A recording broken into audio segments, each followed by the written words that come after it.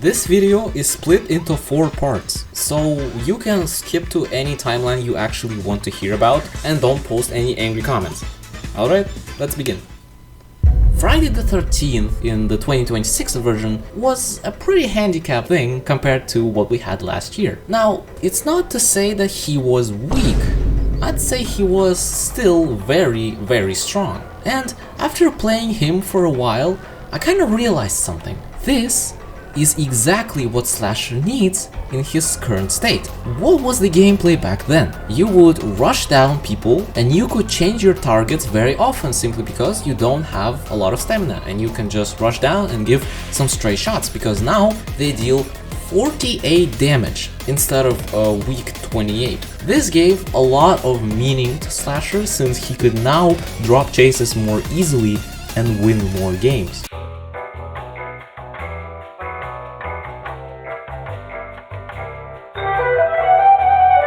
This was also supplemented by the buff of his run speed, making him by far the fastest killer. If the speed and stamina was the only thing that was changed, he would be really weak. The most important thing that was changed was damage, not on his slash, but on Behead and Gashing Wound. Behead meant that basically every single chase is lost if you start close to him, since the only thing he needs is land 2 Beheads, and Behead has 22-second cooldown, meaning most 1v1 chases don't even last 30 seconds. And the second thing is Gashing Wound, which means any end lag at all means instant death. Even with Slate Skin, it leaves you at 30 health. This was incredibly punishing, and you might be wondering what the hell am I even on about with this hot take video. Well, you're gonna see that in part 3, but for now we move to part 2. Slasher right now plays very weirdly. He is very good at targeting single people, because the only thing you have to be doing is managing your stamina. And that's literally it. You don't have to aim, you don't have to predict, you don't have to use your abilities correctly. You just run until your stamina runs out and use Raging Pace and you just slash. That's basically it. The problem is that most people don't realize the main weakness of Slasher. It's teamwork. Slashers can be completely shut down by good teamwork, because even small things cause chase to be lost. Imagine this scenario. I play in a competitive lobby as a Slasher with 31 days, which means I already know how to manage my stamina correctly. And let's say also I am chasing a Shadletsky. There are a couple of things to keep in mind, like my cooldowns and how long I can hit and how much stamina I have, how much stamina does he have, and when the cooldown of his slash returns so I can dodge it. And in these conditions, in perfect positioning, the chase lasts about 1 minute to 90 seconds maximum. Trust me, I know the numbers, I've went through this many times with my friends. Now let's add other factors into the game. You also imagine that we're running through a sentry, and a 2-time misses their stab and lands a front stab. Or let's say Guest tries to block. With these small factors, they hinder you a little bit, what it seems, but actually they distract you just enough to make the loop completely infinite. This was actually an accurate representation of one game I had where I lost as Slasher. I sadly did not record it because I didn't think it was that interesting until it was too late. So the problem of Slasher is that he excels at targeting single people in a co-op survival game. Friday the 13th version, on the other hand, in this situation, would land a lot of stray shots on other people and probably got a couple of kills on sentinels with Gashing Wound. Now you can probably see where I'm getting with this. But anyways, let's move to part 3. I have come to a realization that this is exactly what Slasher needs. The ability to handle teams. He does not need a moveset rework, he does not need to have his cooldowns changed. He just needs these 3 factors. It was very surprising for me to realize that, because the idea of this video came to me actually while I was playing Friday the 13th Slasher. And I know I'm like 2 weeks late to the party, but I believe that this video will still do well, at least I think so. But I mean, if you like the video so far, you can subscribe. Some people say that Slasher needs a win condition, something that can win him games, like 1x's Mass Infection or Walk Speed Override and stuff like that. However, one thing I realized is that Slasher doesn't actually really need that. He's more of a slow rushdown killer, I'd say. He builds pressure on the entire team, and this kind of reminded me of Sonic.exe The Disaster. Now, I know you're a Forsaken player and you have never heard of this game before, but I'm just gonna show you a bit of gameplay of this game where the only killer who was available did not have any ranged abilities.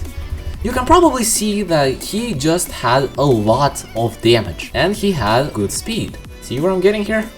I think you've got the full picture here, so let's move to the final part of this not so long video.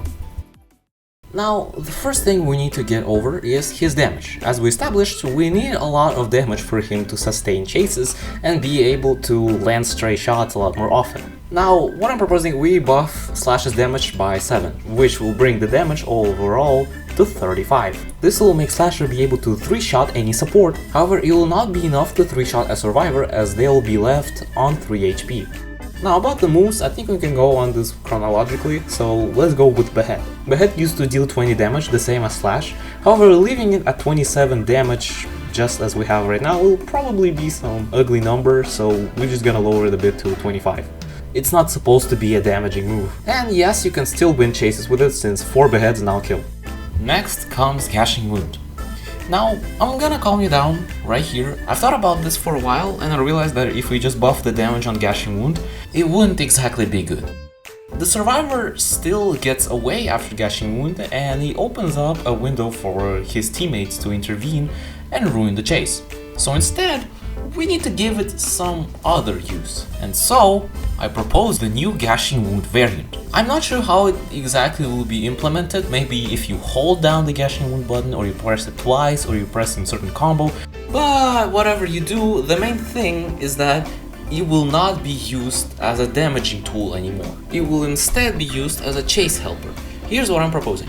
After you use the variant, Slasher will not use his chainsaw in the Gashing Wound. It'll instead do like a sort of a combo with his machete that will deal less damage, but will give him less end lag and recover him more stamina. I think that while in this Gashing Wound state, he will recover stamina 1.5 times faster, and he will also gain 20 extra stamina in reserve. Basically, if you use this variant when you're high on stamina, your stamina reserve will increase by 20. Now, how exactly will this be helpful? I've mentioned that Slasher lacks in teams who group together and stuff.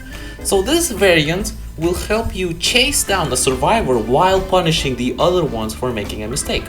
Of course, the damage is nerfed. I think the normal Gashing Wound should do just a tiny bit more damage, maybe like 10, so it deals 60. So this variant will do 40. 5 more damage than just a basic Slash. And to prevent this being overpowered in single chases, when the Gashing Wound is done, the victim of the Gashing Wound receives the similar speed boost as up-close Mass Infection, because you already have low end lag and you recover basically at the same time as the survivor, so it only makes sense to nerf this a tiny bit. You, of course, still have the option to do normal Gashing Wound if you do decide to switch targets, but this is just an extra option against teamwork. If you remember correctly, Raging Pace limits your stamina, and by this point we haven't even discussed the base stats of Slasher yet. The base stats for Slasher this Friday the 13th was 10 walk speed and 30 run speed, alongside a 40 stamina bar. I think that's a bit low, although the speed and walk speed should stay the same, although just buff the stamina by 15 and we should be good. Now, with the Raging Pace, the stamina will slowly be limited to 35. I know it's kinda harsh, but the Raging Pace right now also limits it down, so I don't see much problems with this. All things considered, Slasher needs a passive. All this time I've talked about how Slasher needs to counter teamwork, and maybe we should give a passive to help Slasher with that. Teamwork against Slasher right now looks like a big group clamped together and trying to defend the one who has the lowest health. So why not make it a tad bit harder? This passive will be called the Silent Veil. In short, it will engulf the entire map into fog. This will help Slasher be a lot more stealthy on open maps. It will come in handy alongside his small terror radius and will make finding teammates in danger a lot harder since most Forsaken lobbies split to fix generators. I don't think it should be that bad as in like some horror games, so I think your visibility should be about 150 to 200 studs. It's just about 40 to 50% of the map, and I think that's a good range. And I think it's just enough to make Slasher threatening, but not making playing against him a burden since you can't see anything. Now these are all of the balance changes I proposed to Slasher. The developers of Forsaken said that they wanted to rework every single killer, so Forsaken is balanced like they did with 1x, basically bringing every single killer to 1x's level, and I think these changes will supplement Slasher well in a competitive setting and maybe make public servers more cooperative. The final thing I wanted to add is that Slasher must not be the starter killer anymore. Having 55 stamina will completely ruin new players since they are not used to such a small stamina bar. Just make Cool Kid the starter killer. I think a lot of people said this before, so you will make the new player experience a lot better since they will not have this. And another thing is that Cool Kid already has a pretty balanced moveset, which is good for new players as they wanted to try everything so they can use their moves and see how they work. They're also quite rewarding, and I'd say that Cool Kid is actually very skill based, so you'd be really good for new players to try him first instead of Slasher. And well, that's it for today. I want to know what you think about in the comments about this new take. I don't think I've seen anyone try to make Friday the 13th Slasher work, and I'd love to see your takes in the comments. But until then, I'll see you in another video.